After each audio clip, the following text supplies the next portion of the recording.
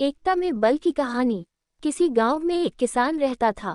उसके 4 पुत्र थे। किसान बहुत ही मेहनती था। यही कारण था कि उसके सभी पुत्र भी अपने हर काम को पूरी मेहनत और ईमानदारी से किया करते थे। लेकिन परेशानी ये थी कि किसान के सभी पुत्रों की आपस में बिल्कुल भी नहीं बनती थी। वो सभी छोटी छोटी बात पर आपस में लड़ते झगड़ते रहते थे। अपने पुत्रों के इस झगड़े को लेकर किसान बहुत परेशान रहता था। किसान ने कई बार अपने पुत्रों को इस बात के लिए समझाने का प्रयास किया, लेकिन उसकी बातों का चारों भाइयों पर कोई असर नहीं होता था। धीरे धीरे किसान बूढ़ा हो चला, लेकिन उसके पुत्रों के आपसी झगड़ों का सिलसिला खत्म होने का नाम ही नहीं ले रहा था। ऐसे में एक दिन किसान ने एक तरकीब निकाली और पुत्रों के झगड़े की इस आदत को दूर करने का मन बनाया। उसने अपने सभी पुत्रों को आवाज लगाई और अपने पास बुलाया। किसान की आवाज सुनते ही सभी पुत्र अपने पिता के पास पहुंच गए। उन्हें समझ नहीं आ रहा था कि उनके पिता ने उन सभी को एक साथ क्यों बुलाया है। सभी ने पिता से उन्हें बुलाने का कारण पूछा। किसान बोला, आज मैं तुम सभी को एक काम देने जा रहा हूँ। मैं देखना चाहता हूँ कि तुम में से कौन ऐसा है जो इस काम को बखूबी कर सकता है। सभी पुत्रों ने एक सुर में कहा, पिताजी आप जो काम देना चाहते हैं दीजिए, हम उसे पूरी मेहनत और ईमानदारी से करेंगे। बच्चों के मुंह से यह बात सुनकर किसान ने अपने बड़े बेटे से कहा, जाओ और बाहर से कुछ लकड़ियां उठा कर लाओ। किसान ने अपने दूसरे बेटे से एक रस्सी लाने को कहा। पिता के बोलते ही बड़ा बेटा लकड़ियां लाने चला गया और दूसरा बेटा रस्सी लाने के लिए बाहर की ओर दौड़ा। थोड़ी देर बाद दोनों बेटे वापस आए और पिता को लकड़ियां और रस्सी दे दी।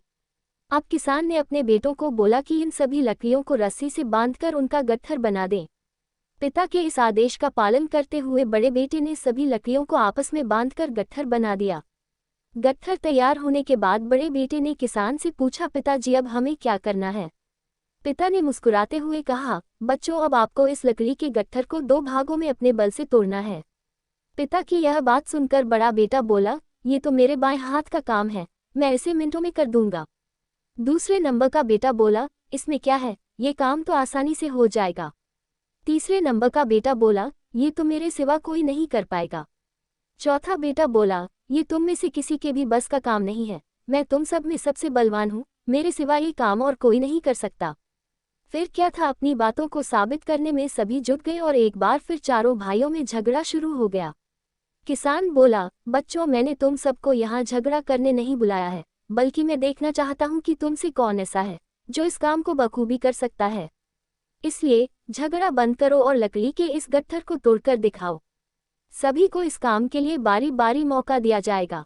ये कहते हुए किसान ने सबसे पहले लकड़ी के गट्ठर को अपने सबसे बड़े बेटे के हाथ में थमा दिया। बड़े बेटे ने गट्ठर को तोड़ने का बहुत प्रयास किया, लेकिन उसे तोड़ पाने में असफल रहा।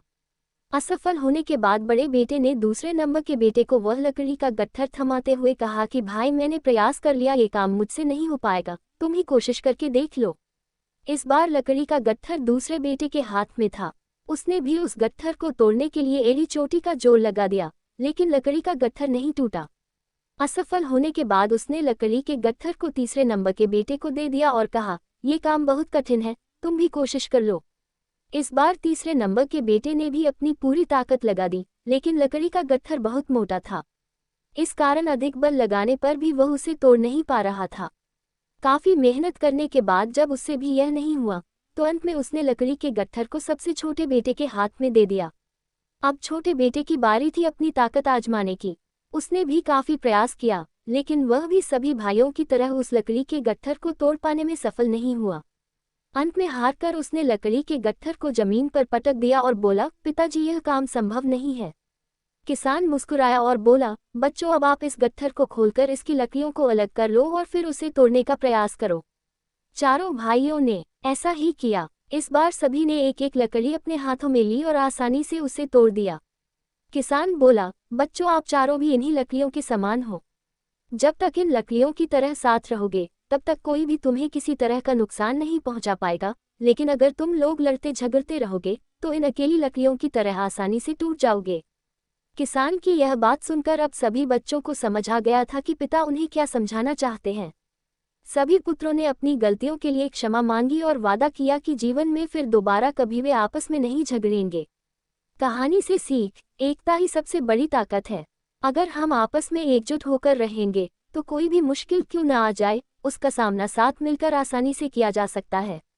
वहीं अगर हम एक दूसरे से लड़ेंगे और अलग अलग रहेंगे तो छोटी से छोटी तकलीफ भी जिंदगी पर भारी पड़ सकती है।